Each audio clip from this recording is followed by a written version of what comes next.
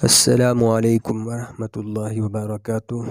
بسم اللہ الرحمن الرحیم۔ نمبر 1، اسلامی تاریخ۔ خندق کھودنے میں صحابہ کی قربانی۔ صحابہ کرام رضوان اللہ علیہم نے سخت سردی، بے سر و سامانی اور فاقہ کشی کے باوجود پوری ہمت و استقامت کے ساتھ خندق کھودنے کا کام انجام دیا۔ حضرت ابو طلحہ رضی اللہ عنہ نے بھوک کی شدت سے اپنا پیٹ کھول کر دکھایا، جس پر ایک پتھر بندھا ہوا تھا۔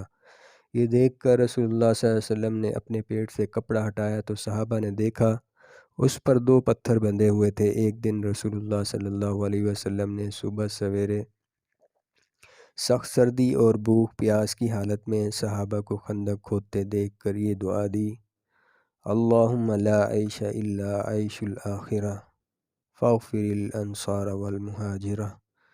اے اللہ، اصل زندگی تو آخرت کی زندگی ہے، تو انصار و مہاجرین کی مغفرت فرما۔ یہ سن کر صحابہ جوش محبت میں کہنے لگے: نحن الذین بایعوا محمدا علی الجہاد ما بقینا ابدا۔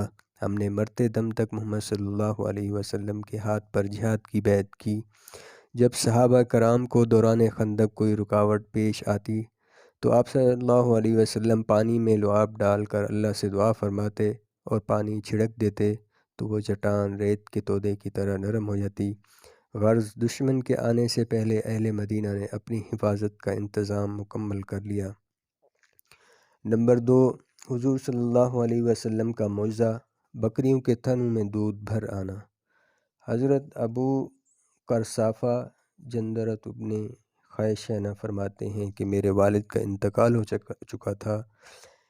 میں میری والدہ اور میری خالہ کی پرورش میں تھا۔ میں جب بکریاں چرانے جاتا تھا تو میری خالہ مجھ سے کہتی تھیں کہ محمد صلی اللہ علیہ وسلم کے پاس کبھی مت جانا، وہ تجھے گمراہ کر دیں گے، لیکن پھر بھی میں بکریاں لے کر گھر سے نکلتا اور بکریوں کو چرنے کے لیے چھوڑ دیتا، اور میں رسول اللہ صلی اللہ علیہ وسلم کی مجلس میں چلا جاتا اور ان کی باتیں سنتا۔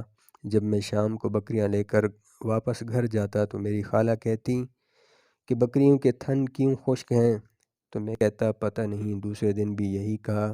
تیسرے دن بھی معمول کے مطابق بکریوں کو چھوڑ کر حضور صلی اللہ علیہ وسلم کی مجلس میں چلا گیا اور اسلام قبول کر لیا، اور ساتھ میں نے اپنی خالہ کا اور میری بکریوں کا معاملہ حضور صلی اللہ علیہ وسلم سے بیان کیا تو حضور صلی اللہ علیہ وسلم نے فرمایا بکریاں لے آؤ۔ میں لے کر آیا تو حضور صلی اللہ علیہ وسلم نے سب بکریوں کے پیٹ اور تنوں پر اپنا مبارک ہاتھ پھیرا اور برکت کی دعا فرمائی تو ساری بکریاں موٹی ہو گئیں اور تھنوں میں دودھ بھر آیا۔ جب شام کو میں بکریاں لے کر گھر آیا تو خالہ نے فرمایا کیا بات ہے؟ تو میں نے روزانہ جہاں چراتا تھا آج بھی وہیں چرائیں، لیکن میں اپنا واقعہ بیان کرتا ہوں۔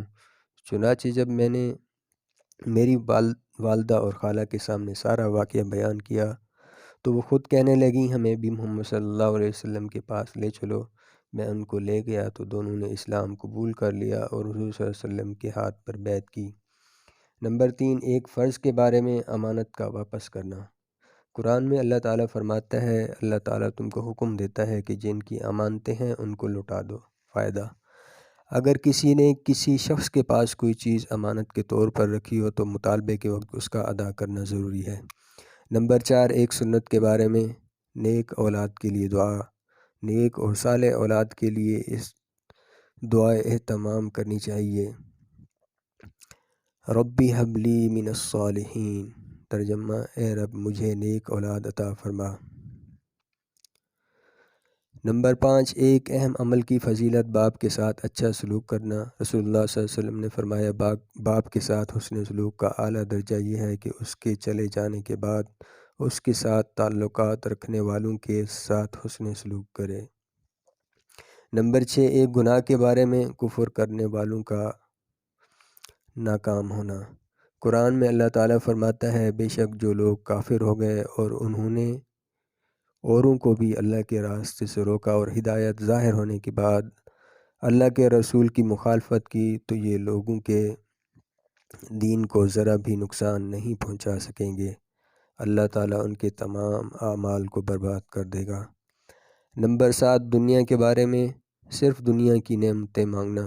قرآن میں اللہ تعالیٰ فرماتا ہے جو شخص اپنے اعمال کے بدلے میں صرف دنیا کے انعام کی خواہش کرتا ہے تو یہ اس کی نادانی ہے۔ اسے معلوم نہیں کہ اللہ تعالیٰ کے یہاں دنیا اور آخرت دونوں کا انعام موجود ہے، لہٰذا اللہ تعالیٰ سے دنیا اور آخرت دونوں کی نعمتیں مانگو۔ اللہ تمہاری دعاؤں کو سنتا اور تمہاری نیتوں کو دیکھتا ہے۔ نمبر 8، آخرت کے بارے میں ایک ساتھ جنت میں جانے والے۔ رسول اللہ صلی اللہ علیہ وسلم نے فرمایا، میری امت کے 70,000 یا 7 لاکھ افراد ایک ساتھ جنت میں داخل ہوں گے۔ ان کے چہرے 14ویں رات کے چاند کی طرح چمک رہے ہوں گے۔ نمبر 9، طب نبوی سے علاج، مسواک کے فوائد۔ رسول اللہ صلی اللہ علیہ وسلم نے فرمایا، مسواک ضرور کیا کرو کیونکہ اس سے خدا کی خوشنودی حاصل ہوتی ہے اور آنکھ کی روشنی تیز ہوتی ہے۔ نمبر 10، نبی صلی اللہ علیہ وسلم کی نصیحت۔ رسول اللہ صلی اللہ علیہ وسلم نے فرمایا، تم اللہ کی عبادت اس طرح کرو گویا تم اس کو دیکھ رہے ہو۔ تم اپنے آپ کو مردوں میں شمار کرو، پھر ایک ایک پتھر اور درخت کے پاس اللہ کو یاد کرو، اور جب تم کوئی برا کام کر بیٹھو تو اس کے ساتھ ہی اچھا کام کر لیا کرو۔ پوشیدہ گناہ کے بدلے میں پوشیدہ نیکی اور کھلم کھلا گناہ کے بدلے میں کھلم کھلا نیکی کر لیا کرو۔